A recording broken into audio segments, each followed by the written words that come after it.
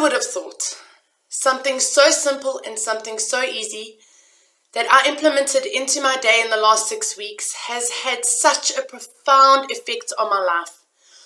Even though I've done personal development on steroids for 15 years, this has made one of the biggest changes. So hang tight until the end of this video, and hopefully I can inspire you and show you that change can be a lot easier than our mind trick us to believe. I'm Candice Besser from Grit, and I cannot believe that this is the 16th episode of our Grit Community series. So what is it that I've implemented into my life over the last 6 weeks? Before I go there, I just want to say that if you had to ask me what is our purpose for being on this earth, I would tell you that it is to find out who you are and then to be that. Why are we not who we are? Why are we not our own unique selves? Well, there's many reasons. Maybe we triggered people when we were younger. So as a protection or survival mechanism, we became what we thought they needed us to be. In the process, we weren't our authentic selves. Maybe we've just lacked the skills and knowledge. Maybe we've become what society has put on us to become. But I know in my heart of hearts that when I am being my true authentic self, I call that a little piece of my heaven. Literally, it's like everything is flowing. It feels amazing. It's the happiest space that I can possibly be in. And this tool that I've implemented, that I'm just about to share with you, that I'm so super excited about, has helped me to do just that. Well, at least more of that. I just want to remind you that it is a journey without a destination, and I'm not clueless, and I know that I absolutely have not arrived. I don't even know what that means. But I do know that the feeling in my body is a very different feeling. It feels like I've had moments where I felt, okay, life's going well, and I'm excited, and I'm on the right vibration. But at the back of my head, I'm going, oh, I'm waiting for the next curveball to come so that I can just get up and start again. But this time it's different. This time it's actually a knowing, a deep belief that this feeling is here to stay. Okay, let's get right onto it. So there's two parts to this. The first part is that you need to find what we call an accountability buddy. So what is an accountability buddy? An accountability buddy is somebody that you trust, somebody that you know well, and somebody that you know has a similar mindset to you, that they are also willing to work on their stuff and encourage you. An accountability buddy is not a pity party, somebody who's there to feed off the negative, and you just enroll them because they're your friend. So it's very important before you start this that you find the right accountability buddy. Okay, the next thing that you're going to do is you're going to reach out to this accountability buddy and just share with them your intention. And the intention for doing this is to have something that you put in place every morning that when you forget, they might remind you, or them sending this to you will remind you. I'm giving you cryptic clues. I'm just about to reveal it. But most of all, it's somebody that is there to hold the space that you feel supported. You know, it really is important that we go through our journeys of growth and personal development and change, not on our own, knowing that there are people there to hold our hand. So once you've got an accountability buddy and you've reached out to them, the next thing is to tell you what you're going to be doing. So every morning before you go to work or before you leave the house, you are going to send them 4 reflection questions. So these 4 reflection questions, I'm going to go into them one at a time. But they're not just any 4 reflection questions. And I really want to reiterate that it's not a task that needs to be done so that you can tick it off the to-do list and then leave the house. Then you're not going to notice the change. Then that's not going to grow you. Then you might as well not actually do it. So it's about taking the time. I don't think it will take you more than 5 minutes. It's about taking the time and going, okay, so the first question, and here it is. The very first question that you're going to send them is, What area do I need to focus on today? So everybody, if you just ask yourself that question, you're going to get an answer like this. So it might be a difficult conversation that you've been avoiding. It might be a report that you have been procrastinating on. It might be calling your mom when you've been wanting to do it for 3 weeks. Something that needs your attention today. It might be spending 2 hours on leads, like with your focused attention. I don't know what that looks like for you, but the first question is, what area needs my attention today? Okay. Second question,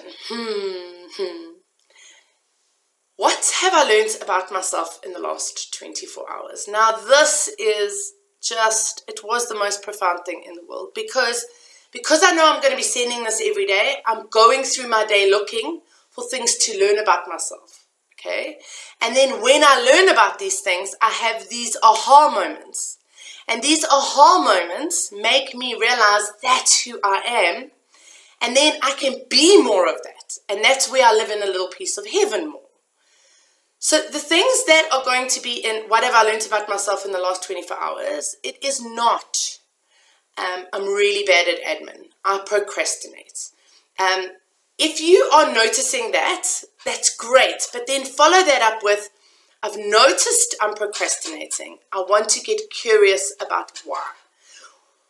It's so important that we use these questions as an area where we can grow and develop, not an area where we can criticize ourselves.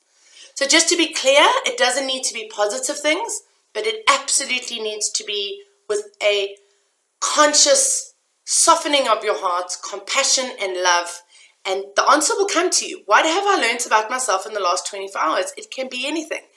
I'm so much stronger than what I thought. I can handle difficult situations.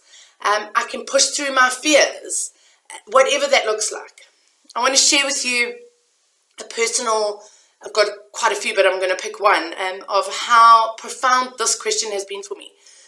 So when I was asking myself that question, I realized that I absolutely love helping people. So when somebody calls me and they're like, can you help me with this? And I can really connect with them and just give them what they need, it feels like heaven.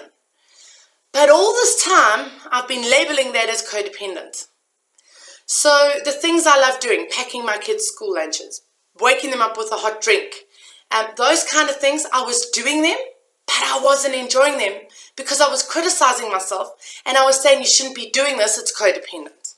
Okay, so now, fast forward to today. I know I love helping. So now I just step into it.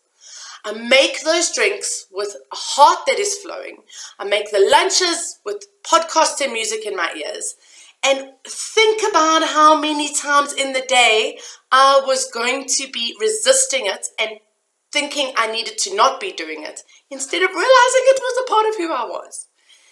And so one day like that then adds on to the next day and the next day and the next day. And the next thing you know, you're making decisions for yourself, not because of what you think other people. And you're like, oh no, actually I remember this is who I am, so I'm going to do this as opposed to this. Or this is who I am, so I'm going to make this decision rather. Really, really so much growth in that second reflection question. Question number 3, you think this is easy, is how am I feeling? Okay? This is not about looking at your, checking in and saying, I need to be feeling all the positive feelings, and when I'm not, then I need to fix it and I need to shift. That's not what this is. It's about being real. I think our minds can lie to us, but our bodies absolutely cannot lie to us. So if you are saying, I'm feeling anxious, yay, just write that as number 3. It's the self-awareness and it's the noticing. And then lastly, question number 4 is, what do I need?